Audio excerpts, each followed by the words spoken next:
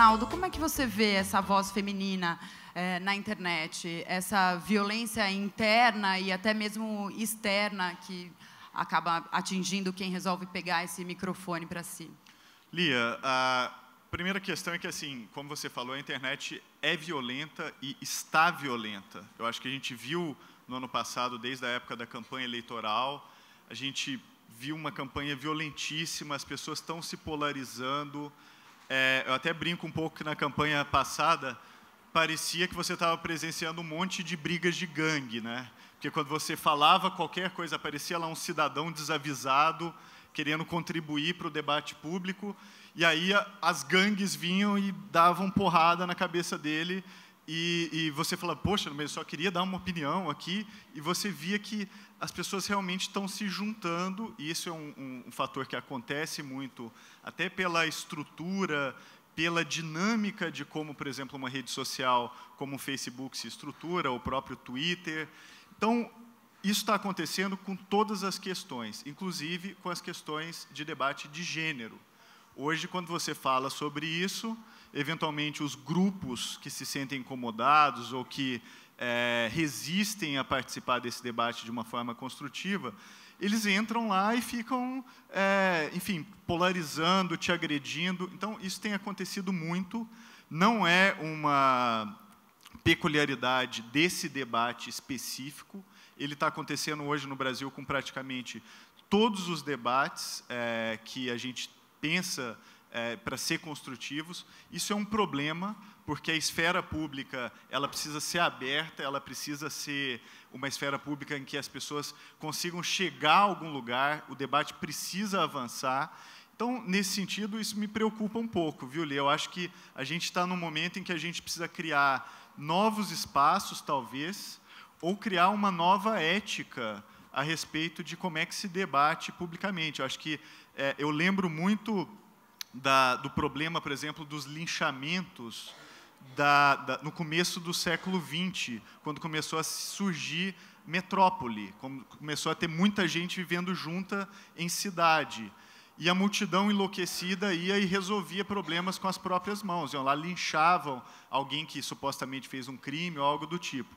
E eu acho que a gente está num momento, mutatis mutandis, parecido com relação à rede social. A gente precisa achar uma forma de lidar com essa multidão enfurecida. Eu até escrevi um artigo para a Trip, fazendo uma propaganda aqui das minhas colunas lá, que fala que a internet está virando uma espécie de um coliseu. Toda semana, alguém ou algum assunto é jogado lá no coliseu, aí todo mundo vai lá, desce a porrada na pessoa. Até a TPM entra de vez em quando no Coliseu, várias pessoas que eu conheço entram, e aí na semana seguinte todo mundo já esqueceu, já tem uma outra pessoa dentro do Coliseu que vai levar porrada naquela semana. Então, essa dinâmica, como eu disse, lembra um pouco essa estrutura do linchamento do início das cidades. Eu acho que um dos desafios que a gente tem hoje é construir um eixo republicano na internet para a gente superar isso de vez e para todos esses debates serem construtivos. E você diz contando com o bom senso de cada um, não é uma coisa regulada externamente, é muito mais eu acho pessoa a que pessoa. As duas coisas, Lia. Eu acho que tem que ser o bom senso, que, enfim, é um problema, mas eu acho que tem que ter arquitetura também. A arquitetura da rede hoje, ela é feita para polarização. Então, por exemplo, o Facebook, ele é movido por algoritmos. E ele geralmente mostra para você, principalmente aquilo com que você concorda. E uma das razões é que a função do Facebook é a gente dar like. Você não dá like nas coisas que você discorda. Então, o site vai lá e vai vendo aquilo que você deu like e vai te mostrando mais daquilo, porque vai falar, você gosta disso. Então, quem por exemplo, tem uma posição a respeito do aborto, vai ver mais posições semelhantes àquilo que você já pensa com relação ao aborto. O Facebook funciona como um espelho daquilo que você acredita. E a consequência disso é que você começa a acreditar cada vez mais naquilo que você acredita, e você fica cada vez mais intransigente com as posições que são contrárias. Esse é um fenômeno que está acontecendo não só no Brasil, mas ele está acontecendo no mundo inteiro, essa polarização, esse agrupamento. Então, eu acho que assim, a gente precisa pensar num jeito de lidar com isso, porque essa é uma das questões que eu acredito que seja uma das questões mais importantes do mundo que a gente vive hoje. A gente estava conversando lá em cima, Ronaldo, que a internet hoje virou um lugar, quando você entra, é como se fosse um corredor polonês. Você apanha pra caramba, assim, e só fica quem consegue ficar com uma casca mais grossa mesmo, porque é muito duro você lidar, muitas vezes, com esse tipo de crítica tão pesada e violenta, né? Joana tem algumas experiências, né, com isso, porque usou já a rede para colocar posições políticas, né, e mostrar a quem está representando, ia estar representando ou não, e também para contar uma história pessoal muito forte, assim. Como foi a reação das pessoas, Joana, quando você apareceu ali para falar essas coisas? Teve gente te apoiando? Você sofreu muita agressão? Teve surpresa de gente que você achou que ia te apoiar e não apoiou? Então, tiveram dois momentos aí diferentes, né? Em 2008, eu contei a minha história, o que eu tinha passado, e na época ainda era Orkut, então você podia ainda fechar tudo, não tinha esse alcance todo. Então, era mais coisa de imprensa mesmo, muita imprensa em cima de mim. E, na época, o que me incomodou foram, não estranhos, mas pessoas próximas que, assim, falavam, eu acho que ela está inventando isso para estar na mídia. E isso ficava na minha cabeça, assim, como que um ser humano vai, tipo, inventar um abuso e acusar uma outra pessoa, sabe? Desestruturar a família inteira, tipo, que tipo de ser humano seria capaz de fazer isso?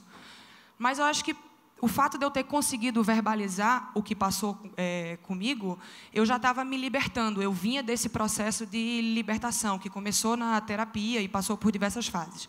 Outra coisa, e eu acho que isso foi moldando, depois que eu calei durante tantos anos e eu falei, depois eu falei assim, quer saber, eu não calo mais para nada. E isso é para tudo. Quem olha, quem bota o meu nome no Google, aparece lá, Joana critica o COB, Joana critica a CBDA, Joana critica Eduardo Cunha. É muito difícil ter assim, Joana nada o PAN, é mais falando das minhas postagens do que eu critico do que da natação em si. Já teve até menina da seleção que falou assim, mas você só é famosa porque você fala de tudo. Eu falei, eu não sou famosa, para começar. Eu me tornei pública e eu não tenho medo de falar, eu me liberto falando. E aí vem esse outro momento, antes do PAN, que eu fui dormir, acordei e vi lá aquela votação, de novo, Eduardo Cunha comprando voto, independente de quem estiver aqui, ser a favor da redução da maioridade ou não, a gente não pode, a gente tem que concordar que do jeito que está sendo feito, está ruim para todo mundo. E aí eu falei aquilo, porque para mim era muito estranho, como que eu vou representar o Brasil? É esse Brasil que eu represento? É o Brasil inteiro? Então, o que eu quis falar naquele vídeo foi, não, eu não represento essas pessoas, entendeu? E como foi a reação a isso na internet? Primeiro que eu não tinha noção de que ia ter essa visibilidade toda, né? Eu fiz o vídeo, fui descansar, fui treinar. Quando eu voltei, o meu celular tinha um monte de mensagem. No meu Twitter tinha, tipo assim, eu espero que você morra, que um menor te mate, que estupre sua mãe. Coisas assim, você é comunista, você está ganhando dinheiro de Dilma. Eu falei assim, velho, mas eu nem toquei no governo federal nem nada, sabe? E tiveram muitas pessoas que estavam apoiando também. Quando eu vi, tipo, Luciana Genro falando de mim, Jean Willis, falei, gente, não era para isso. Eu queria simplesmente externar a minha opinião. Mas, assim, as pessoas são violentas. Até hoje, nenhuma pessoa que discorda do meu vídeo chegou para mim aqui e falou assim, Joana, eu discordo do teu vídeo. Eu percebo que na rua elas veem e não falam nada. Só chegaram para mim, frente a frente, as pessoas que concordavam. Porque as pessoas, quando estão na frente de um computador, de um smartphone, elas criam uma coragem e uma violência que, na vida real, elas não têm. Então, é um universo, assim, à parte, né? Juliana, e a campanha, o Chega de Fio-Fio, né? Vocês estão em que pé hoje? Eu vi que tem uma cartilha, né, que é uma briga para que as pessoas se conscientizem desse assédio na rua, né? Como é que está essa história? A gente, bom, a campanha ela começou de forma bem tímida, a gente lançou algumas artes nas redes sociais, depois a gente começou a receber muito contato das mulheres, a gente criou na própria Olga um espaço onde a gente colocava depoimentos das mulheres sobre os assédios que elas recebiam, porque quando a gente fala de cultura de estupro, né, cultura de estupro, o que é cultura de estupro? Quando a gente fala, fui assediada num ônibus às 14h no metrô, perto da estação saúde, isso é muito mais real, né, muito mais fácil das pessoas compreenderem e criarem um tipo de empatia. Aí, logo depois, a gente fez uma pesquisa, foi um estudo online, um questionário online, para mostrar alguns dados de como as mulheres se relacionavam com isso, né? Várias questões mostrando como as mulheres trocam de roupa antes de sair de casa, deixam de fazer coisas por medo de assédio. Em seguida, a gente lançou um mapa, é um mapa colaborativo, qualquer pessoa pode acessar o mapa, chega de fiofio.com.br, faz um PIN, onde sofreu algum tipo de violência sexual, algum tipo de violência de gênero, com recortes como racismo, homofobia, transfobia. E a ideia não é que a gente quer mapear esses lugares para falar que mulher não pode passar ali. Pelo contrário, a gente quer entender quais são os lugares problemáticos e tentar achar uma solução do porquê que eles, entender por que eles são assim problemáticos e achar uma solução, né? Então, sempre dou um exemplo, vou dar aqui para vocês, de uma leitora que me escreveu. Uma leitora, ela falou, eu fui pesquisar no mapa meu bar favorito, eu vi que tinham várias denúncias de assédio, eu imprimi, levei para o gerente do bar e falei, se você não sabia o que estava acontecendo no seu bar, agora você sabe, você pode tomar providência. Então, usem o mapa, não só para fazer denúncia, mas para saber o que acontece na rua de vocês, no trabalho, na escola. É uma ferramenta de 2 caminhos, né?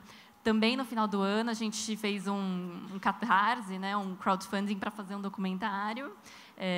A gente colocou lá R$20 mil como meta. E eu falei, meu Deus do céu, será que a gente vai conseguir R$20 mil? Né? Porque a gente não tinha nenhum orçamento para fazer recompensa. Então, eu também sempre falo que as pessoas doavam 10, 20, 50 reais. Em troca, a gente oferecia amor eterno. Sabe? Tipo, muito obrigada, a gente vai te amar para sempre. Batemos o recorde em menos de 24 horas. Em 60 dias, a gente conseguiu R$65 mil. Está sendo produzido documentário sobre assédio, vai ser bem legal, com várias regiões do Brasil. E temos uma cartilha também que a gente fez em parceria com a Defensoria Pública de São Paulo, que é explicando o que é assédio, por que ele é nocivo, para onde você pode denunciar. Ela foi e ainda é distribuída à população. Vocês podem baixar na internet ou ir na Defensoria Pública e pedir 50, 100 exemplares e distribuir nas suas regiões. Então, é isso que a gente está fazendo com a Chega de Fio-Fio.